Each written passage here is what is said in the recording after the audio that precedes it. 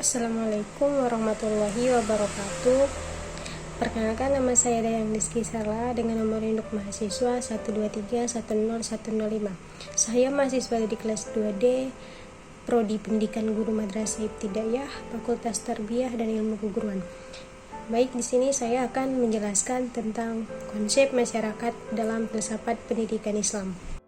Baik, yang pertama ada pengertian filsafat pendidikan Islam, yaitu filsafat pendidikan adalah ilmu yang mempelajari tentang hakikat pelaksanaan dan pendidikan.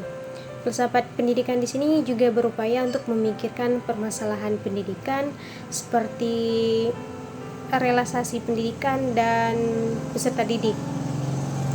Di sini juga membahas tentang tujuan pendidikan dan metode pembelajaran. Filsafat pendidikan di sini juga membahas tentang hakikat manusia, nilai-nilai yang dianut manusia dan tujuan pendidikan yang sejati. Dengan ada fungsi tersebut, dengan ada pembahasan tersebut, filsafat pendidikan di sini juga berfungsi sebagai landasan berpikir dan mengaruhi tantangan hidup masyarakat.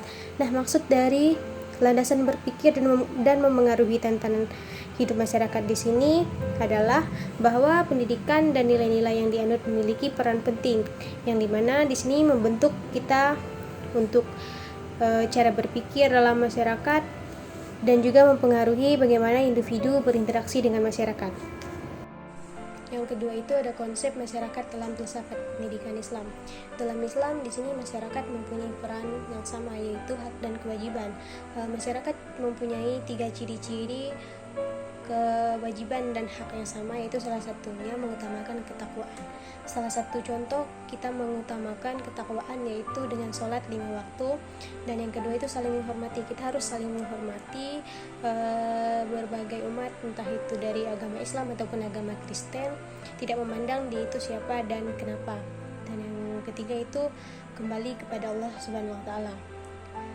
Adapun beberapa dasar yang perlu diperhatikan dalam bermasyarakat untuk membentuk ketentraman di kalangan masyarakat Islam itu salah satunya persaudaraan, kasih sayang, persamaan, keadilan sosial dan kebebasan. Nah, maksud dari kebebasan di sini bebas kita untuk menganut agama apa yang kita anut, akan tetapi kita harus saling menghargai dan menghormati. Masyarakat Islam di sini juga memiliki hak dan kewajiban yang sama. Tidak ada pembedaan antara status sosial tersebut. Masyarakat di sini dibina dengan keadilan sosial yang merata, dan setiap muslim harus bersifat adil dan tidak memandang itu siapa dan kenapa. Yang C itu ada hubungan antara masyarakat dengan filsafat pendidikan Islam. Masyarakat memiliki naluri hidup bersama dan memiliki hasrat untuk menjadi satu dengan sesama manusia dan lingkungan. Maksudnya di sini adalah bahwa manusia memiliki naluri alami untuk hidup bersama dengan orang lain dan lingkungan sekitarnya. Naluri tersebut disebabkan oleh keinginan untuk dihargai dan memiliki relasi yang harmonis dengan sesama. Adapun hasrat tersebut di sini juga mempengaruhi oleh adanya aturan yang meningkatkan keinginan untuk menjadi satu dengan sesama di lingkungan sekitar. Dengan demikian, masyarakat memiliki naluri untuk hidup bersama dan memiliki hasrat untuk menjadi satu dengan sesama manusia di lingkungan masyarakat tersebut. Di sini pendidikan Islam menjadi kunci untuk membentuk masyarakat yang baik dengan nilai-nilai seperti nilai persaudaraan, tolong-menolong, menghargai dan menepati janji. Dengan adanya persaudaraan, tolong-menolong dan saling menghargai dan menepati janji tersebut mempermudah masyarakat untuk bisa menghargai sesama manusia di lingkungan hidup sekitar. Adapun peran utama masyarakat Islam yaitu adalah menaati Allah Subhanahu wa taala. Yang D yaitu tantangan dan solusi dalam pendidikan masyarakat Islam. Di sini munculnya kekerasan dan konflik agama disebabkan oleh adanya perkembangan historis dan sosiologis budaya manusia. dalam agama Islam ini sangat jauh dari konflik, akan tetapi konflik ini muncul ketika agama Islam berkembang sebagai identitas formal. Adapun tantangan yang harus kita hadapi, yang pertama itu bagaimana cara kita bertahan dan dari serangan krisis seperti wabah corona, dan yang kedua itu globalisasi pendidikan yang mempengaruhi kualitas dan kuantitas, dan yang ketiga pendidikan Islam harus berubah dan penyesuaian sistem pendidikan untuk lebih baik dan demokratis. Selanjutnya, saya akan menjelaskan bagaimana kita mengatasi dari 3 tantangan pendidikan Islam tersebut. Adapun solusinya, yang pertama itu kita harus mengedepankan perencanaan pendidikan partisipatif berdasarkan penilaian kebutuhan dan karakteristik masyarakat. Yang dimana di sini dengan adanya pendidikan yang partisipatif, kita dapat tahu apa yang dibutuhkan masyarakat di dalam pendidikan tersebut. Yang selanjutnya yaitu memperkuat fokus pendidikan yang ditunjukkan untuk memenuhi kebutuhan umat Islam. Dengan kita memperkuat pendidikan yang ada di umat Islam, jadi mereka dapat mengetahui lebih dalam tentang Islam tersebut.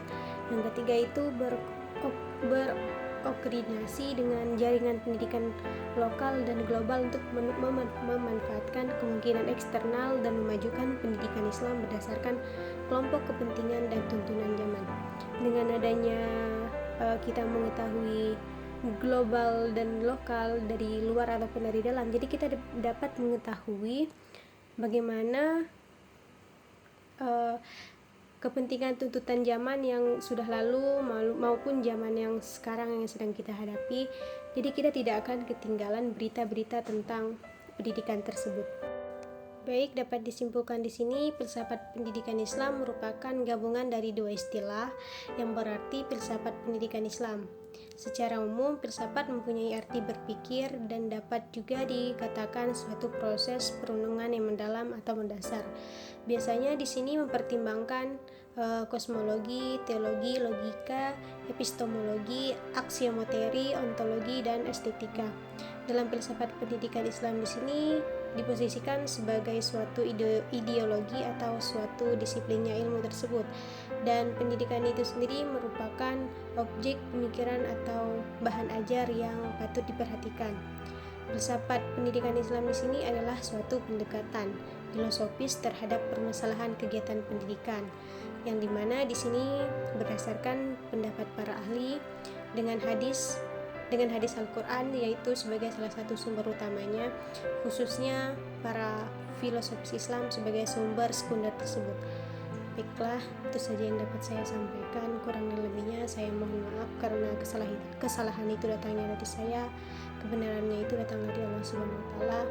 Mohon maaf sebesar-besarnya jika video ini masih banyak kekurangannya. Wassalamualaikum warahmatullahi wabarakatuh.